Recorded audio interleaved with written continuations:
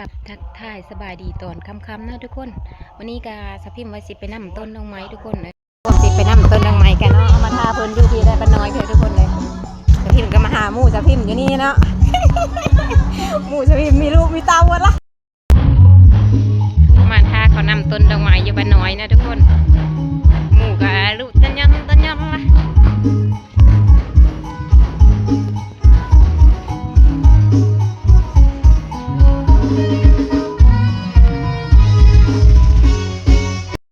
ละลุงกับพิมพ์นะทุกคนในเพื่อนกาดังไฟ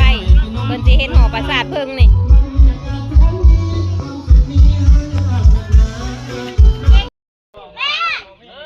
เอาเห็ดในอะไรนะป้านี่นะเอาดอกมันดีดอกดอกเพิ่งนี่แหละนิดน้ำวายชื่อ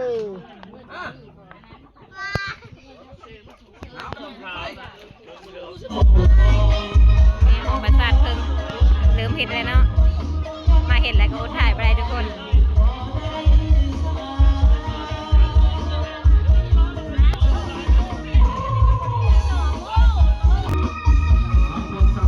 ต้มน้ำจุ่มเพิ่งเนาะ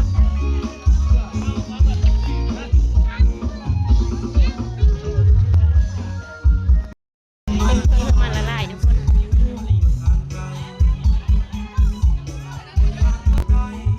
ที่มีนที่ตัดไว้ก็มาเห็ดดอกเพิ่งเนาะ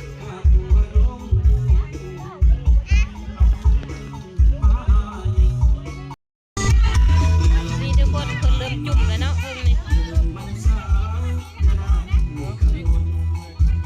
พี่แล้วผัดบอปะนี่น่ะแล้วจำอันนี้นะมันตรงนี้นะมันบอกเป้ยเปลี่ยนเสื้อถ้วยนะทุกคนมอนะมันสิกว้างหมดเพิ่มเลยนะก็จะพิมพ์สีลอกมาทุกคน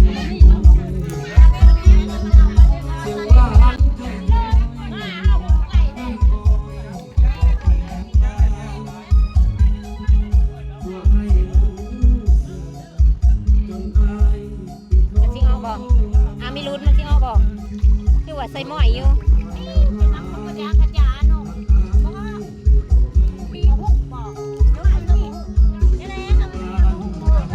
ก็กล้วยมันยังไปถนมันบ่ย่อเอาละ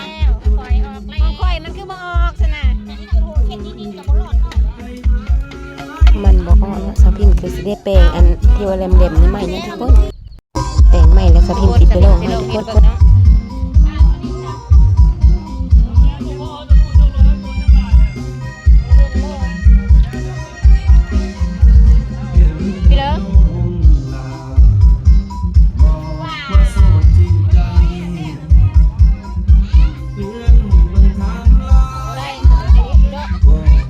มันบ่น้อยพะบองค่อยน่ะได้บ่น้อย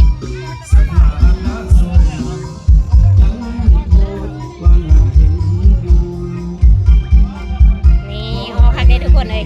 ได้แล้ว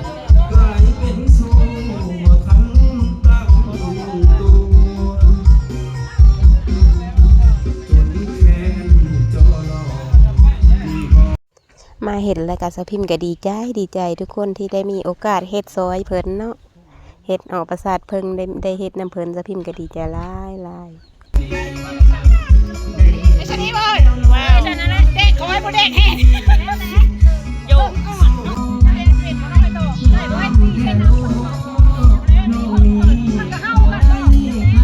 มันเป็นสีแดงบ่มันบ่เป็นสีเพิ่งไหนลองโมเมนต์มาชี้เฉน่ะได้เทโรยามันบ่เป็นเพอร์เทโรคือดำน้อยเป็นเพอร์เอาพี่เลยเด็กพี่เลยเนาะพ่อพี่เลยบ่ได้ลงเลยพ่อแล้วว่ะอย่าเอาได้นี้แหละนี่ออกค่ะทุกคน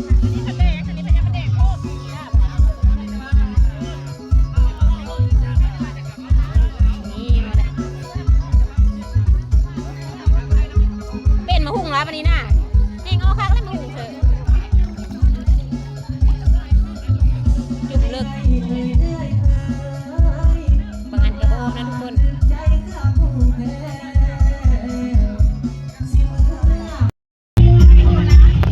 ไปเห็นมากก็จะแล้วนะทุกคนเนาะไปเบิ่งบอลที่เขาเนฟหอ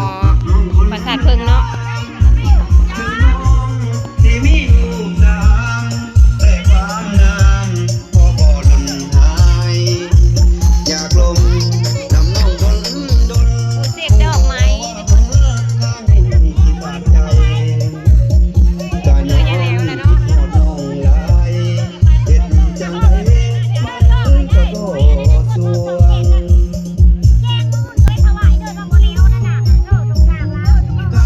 ว่าคนเป็นไทยชื่อยาบาไทย เหลือยัดกองอ่ะนะขอยัดกองอ่ะยัดกองเนาะ คิดฮอดนี่ดีกินยาหยังมันก็บ่ทวงเฮ็ดหยังก็คิดเห็นแต่หน้าจนว่าอ้ายสิเป็นบ้าพวงอยากไปหาอยากไปเดินควงมันบ่ทวงอยู่ในหัวใจ คำผู้หางคนหางเอาแม่หางนั่นผู้หน้าที่เวียบบ้างกะเดือนพอดีมีลูกพร้อมนั่นล่ะคือกำไร เป็นแม่หางแต่ก็ยังงามลูกสองลูกสามความงามบ่หล่นหาย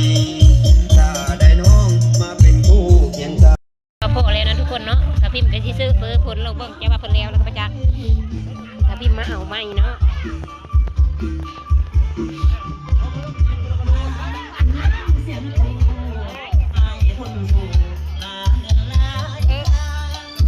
อันน่ะเสื้อเขามันมดไปนี่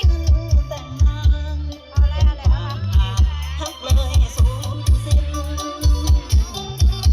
แม่น้องบ่มาบ่อยากได้คนเต้นกินหลังกินบ่ให้เป็นกินหลังกินสิให้นอนกินบ่แม่เฒ่า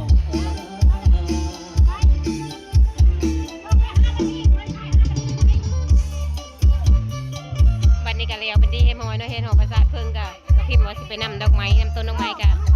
บ่เห็นตอนเขามาบ่ได้ไปทำทุกคนเลยหอประสาทเพิ่งก็แล้วไปที่เฮมอยนะทุกคนมื้นเพิ่นแล้วนะเพิ่นจังลงได้ถวายเนาะ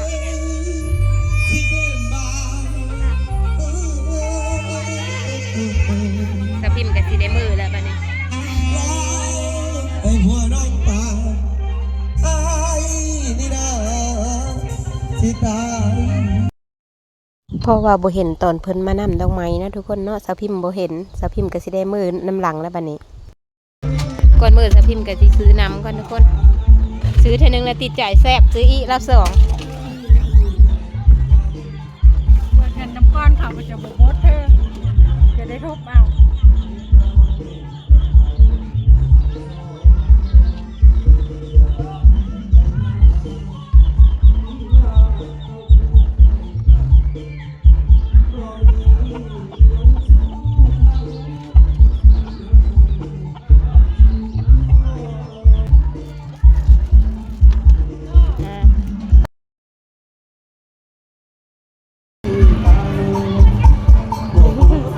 เพิ่นพาใกล้เห็นของปราสาทเพิ่งพลมนทุกคน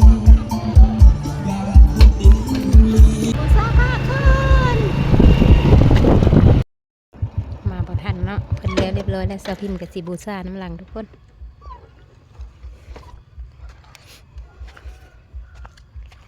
โอ้ยยังบ่ได้ขึ้นบ่มาบ่ทันกับบูชาน้ำหลังอ้าว ตอนนั้นไปเห็นหอประสาทเพิ่งน้องขาบันน้อยหัน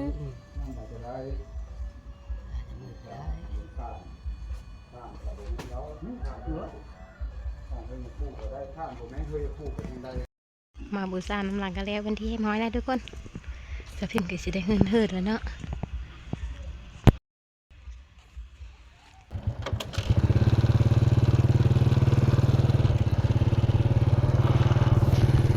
ขึ้นมาแต่วัดกาหอดเถิดเรียบร้อยนะทุกคน